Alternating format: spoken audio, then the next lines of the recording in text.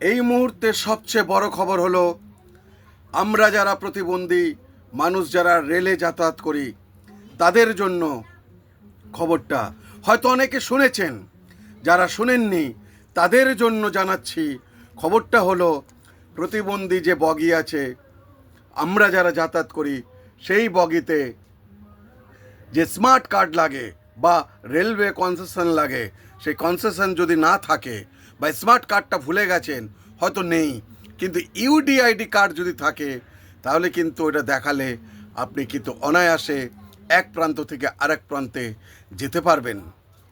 অর্থাৎ যে কোনো জায়গায় ওই প্রতিবন্ধী বগিতে যাতায়াত করতে পারবেন প্রতিবন্ধীরা, শুধু ইউডিআইডি কার্ড দিয়ে।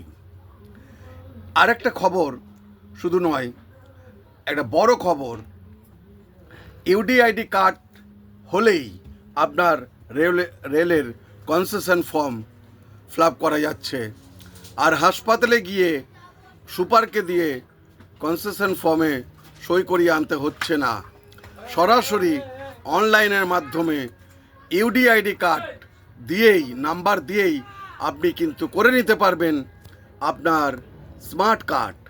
আর একটাই অনুরোধ রেল ডিপার্টমেন্টের কাছে, যেটা হচ্ছে প্রতিবন্ধী বগিতে সমস্ত আরপিএফরা টাকা নিয়ে সমস্ত মানুষদের তুলে দেয়, জেনারেল পার্সন যারা তাদেরকে তুলে দেয়।